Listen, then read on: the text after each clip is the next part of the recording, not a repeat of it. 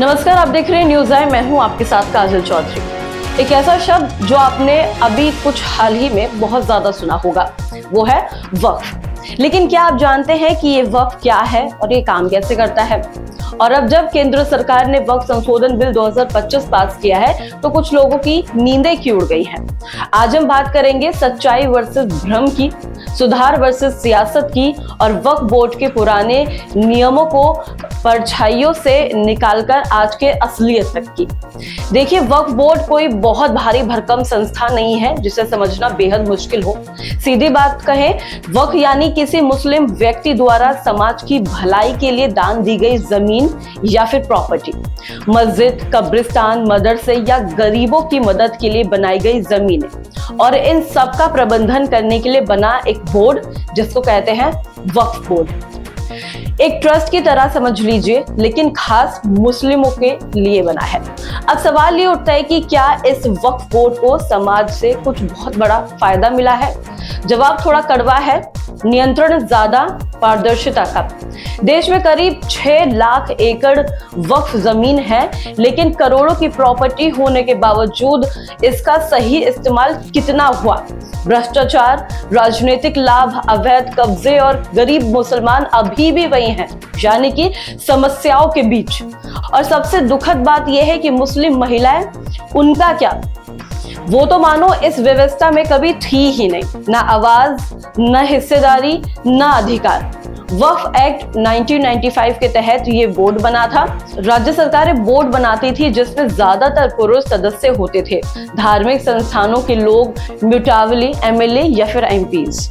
Transparency का नाम तक नहीं था, ना अकाउंटेबिलिटी और ना मॉनिटरिंग। कहने को तो मुसलमानों की संपत्ति की देखभाल के लिए बनाया गया था, लेकिन असल में कुछ लोगों का राज बनकर रह गया। और अब आया है बदलाव, यानी कि वक्फ संशोधन बिल 2025। मोदी सरकार का सीधा संदेश, अकाउंटेबिलिटी जरूरी है, चाहे संस्था कोई भी हो। तो अब क्या कुछ बदलने वाला है, आइए चलिए हम आपको अच्छे से समझाते हैं। पहला नंबर है महिलाओं को वक्फ बोर्ड में शामिल करना अब अनिवार्य हो गया है, यानी कि कंपलसरी। हर राज्य बोर्ड में अब कम से कम 2 मुस्लिम महिलाओं को नियुक्ति जरूरी कर दी गई है।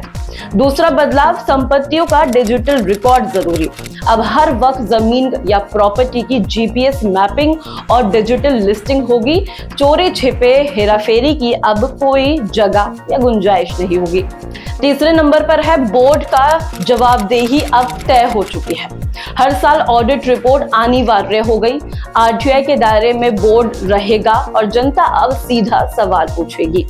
चौथा है राजनीतिक दखल पर अब लगाम लग गया है। चुनाव की पारदर्शी प्रक्रिया तय हो गई है। मनमर्जी की नियुक्ति पर अब सख्त रोक है। पांचवा और आखिरी पॉइंट ये है कि बोर्ड द्वारा महिलाओं और गरीबों के लिए विशेष विकास योजनाएं बनाना अब अनिवार्य कर दिया गया है, यानी कि मैं फिर कहूंगी कि कंपलसरी।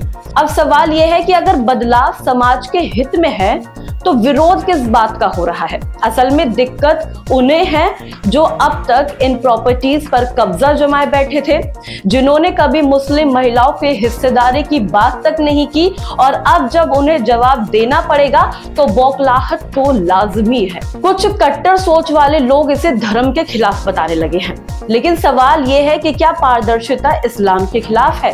क्या महिलाओं को हक देना शरीयत के खिलाफ है? या फिर किसकी दुकान बंद होने जा रही है इसलिए इतना बवाल काटा जा रहा है? अब मुसलमानों के पास मौका है कि अपनी संपत्तियों पर अपना हक पाने का। मुस्लिम महिलाओं का अब बोर्ड में हिस्सा होने का और फैसला लेंगी, समाज के लिए अब खड़ी भी रहेंगी। जो वक्त अब तक सियासत का औजार था, वो अब बन सकता है सशक्तिकरण का आधार। तो अगली बार जब आपसे कोई पूछे कि ये बिल मुस्लिमों के खिलाफ है क्या, तो प्लीज उसे जरूर समझाइएगा ये उनके खिलाफ है जो सालों से मुस्लिमों का हक खा रहे थे, क्योंकि सच्चा सुधारक वही होता है जो धर्म के आड़ में छिपे भ्रष्टाचार पर लगाम लगाए। और जब मुस्लिम महिलाएं सिर्फ पर्दे में नहीं दिखेंगी, अब पावर में दिखेंगी। यही है न्यू इंडिया, यानी नया भारत, जहां धर्म के नाम पर राजनीति नहीं, विकास और बराबरी की बात होती है। अब सवाल आपसे भी है, क्या आप बदलाव के साथ हैं या या उन लोगों के साथ जो सिर्फ डर फैलाकर अपना मतलब साधना चाहते हैं। खास पेशकश में इतना ही। ऐसे ही तमाम अपडेट्स को जानने के लिए देखते रहे न्यूज़ है। धन्यवाद।